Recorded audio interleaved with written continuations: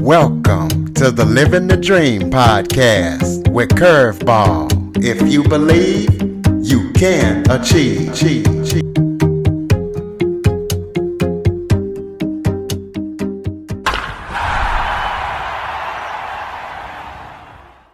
Welcome to the Living the Dream with Curveball podcast, a show where I interview guests that teach, motivate, and inspire.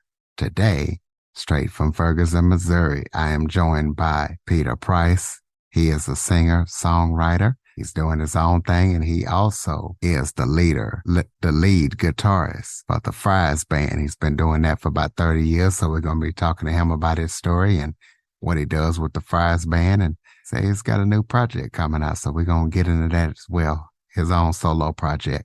So, Peter, thank you so much for joining me today. It's my pleasure, Curtis. Why don't you start off by telling everybody a little bit about yourself? Okay. Well, I was born in Ferguson, Missouri, and lived there for the first 5 years of my life. And then my family moved to Dayton, Ohio. And so in my early adult life, I moved out to Denver, and I lived out there for about 14 years and wound up making my way back to Ohio and have been here ever since. Just always been involved in music. My father was an Episcopal minister, and I was a pretty rambunctious kid, so he got me into all kinds of activities that would kind of keep me out of trouble. And one of the things that he got me into was singing in the church choir. And I found out that I had a voice, and so I got some solos. And then in junior high, I joined my first band and been in bands off and on ever since, but solid for the last 35 years now. And COVID rolled around, and we couldn't go out and perform anymore. The band I play in is called the Fries Band, and the Fries Band is basically a cover band. We do all kinds of other musicians' music. So when COVID hit, I started writing my own stuff a lot more. I concentrated more on that, and I went ahead and put together enough material to record an album, and went down to Nashville and recorded 8 songs down there, and then recorded 4 songs with the heroes that I had in Dayton, Ohio, of musicians that just are kind of around. We've got a great music scene in Dayton. So I put out this 12-song album called Department of the Interior, and it's done really, really well, and really exceeded my expectations by quite a big margin. So I decided, I'm having so much fun, I'm going to put out another album. So I've been working on album number 2, and I haven't titled it yet, but we're in the process of doing all the tracking, all the recording of the different instruments right now. All the songs are written. And so, I'm just kind of living the dream. Well, tell us, the Fries Band, tell us about the genre of music you do. And I see that in your bio, you guys have opened up for some amazing people. So tell us about some of the people the Fries Band has had the privilege to open up for. Sure. Well, the Fries Band is basically a vocal band. We all play instruments. We have drums, keyboard, rhythm guitar, lead guitar, which is what I play, and bass. And everybody in the band sings. So we do, 3, 4, and 5-part harmony on all the songs that we sing. I'm not barbershop quartet type harmony, but, more contemporary stuff. And we play, Beatles, Eagles, America, just all the popular music that was really from the 70s, 60s, and 80s up into, the 2000s. So it's been great. I've played with the Fries for over 30 years now, and just been a lot of fun, a bunch of good guys and great musicians. So we are having a busy summer. We play a lot of festivals, a lot of outdoor festivals, community concerts, that sort of thing. And so we're right in the middle of our busy season right now. Okay, and you've opened for people like Gladys and the Pips and Martina McBride. So tell us what that was like. Well, it was great. We've opened for the Guess Who and Mick Fleetwood from Fleetwood Mac, Foghat, just a number of different national acts, and it's been great. We get a chance to perform for a wider audience and expose those people to our music. And so and Gladys Knight was, she was wonderful to work with, and same with Martina McBride.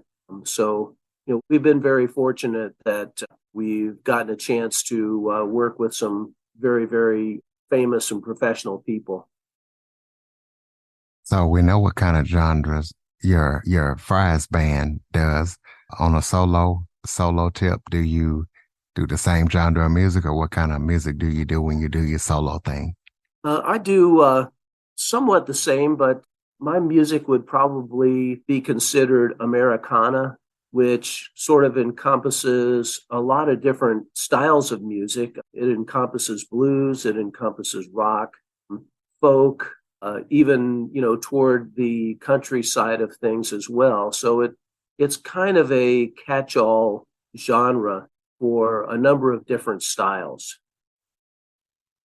Okay, well, talk about some of your biggest influences that influenced you over the years to do what you do.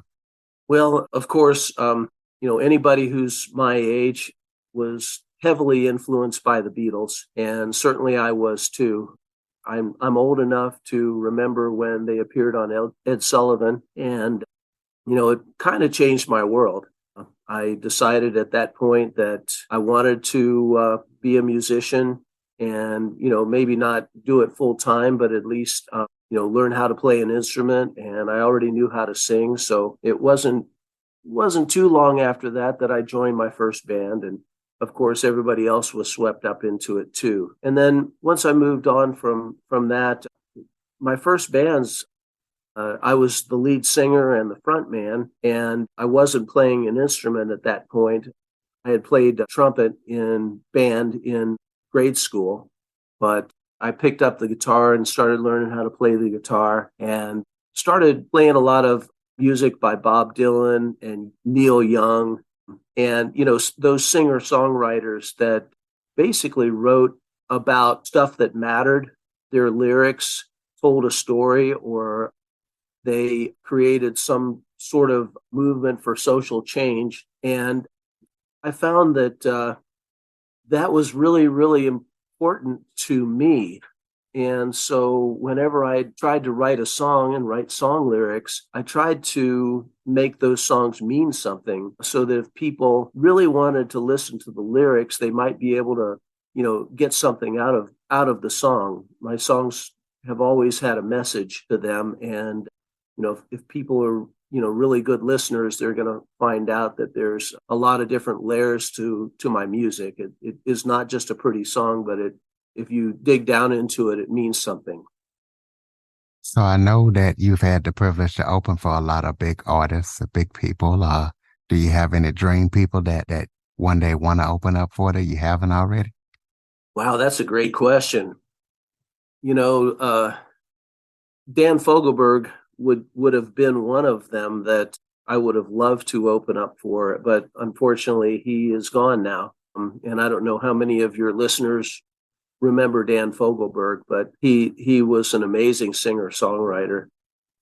People like Jackson Browne, any James Taylor, the Eagles, those are sort of like moonshot kind of people that to open for in my position. But we just got done opening my original band called the Price Brothers this past Saturday, opened for an up and coming rock blues guitarist named Hannah Wickland at our local Levitt Pavilion.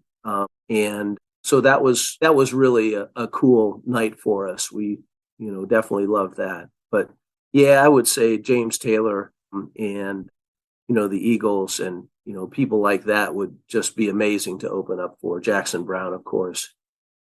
Well, you were telling me in the green room about an upcoming project that you're working on that the listeners need to know about. So tell them about it and tell them what inspired it. Okay.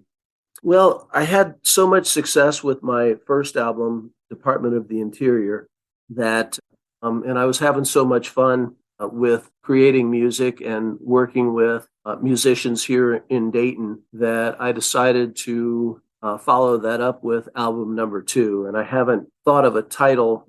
I have a couple of ideas, but I haven't really settled on a title for it yet. But it's going to be somewhere between 11 and 12 songs. And I've written probably, 16 or 17 that I'm trying to work down into, the strongest 11 or 12. And we are in the process of tracking that right now. We've got the bass and the drums down, and I'm getting ready to, get into the box and do the acoustic guitar.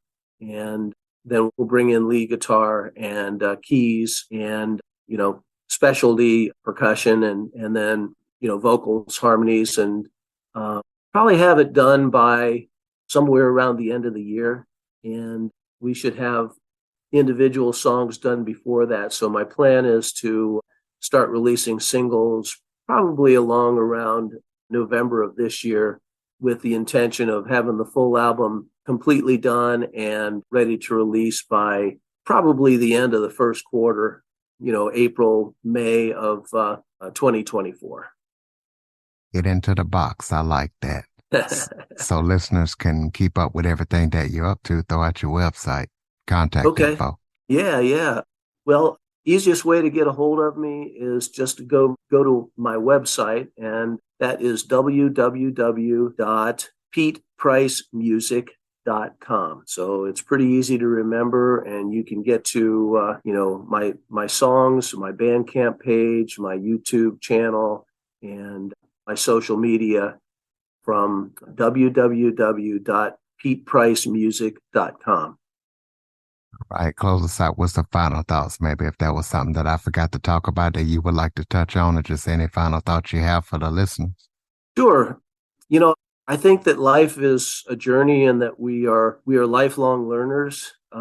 If we are open and humble enough to receive the messages that come to us every day, I think we can make ourselves better people. My songs are written so that if a searcher is trying to make a better person out of themselves, there are clues in my songs. They're not only good to listen to, but there's a lot of good stuff in those songs. So Department of the Interior is my first album. And, I would hope that your listeners would, go to my website and, check out the music, because they can find it right there.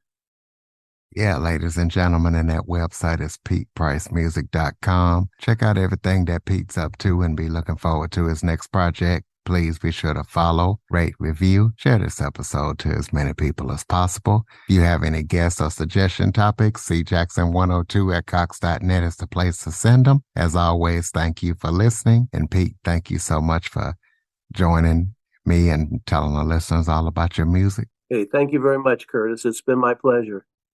For more information on the Living the Dream podcast, visit www.djcurveball.com. Until next time, stay focused on living the dream.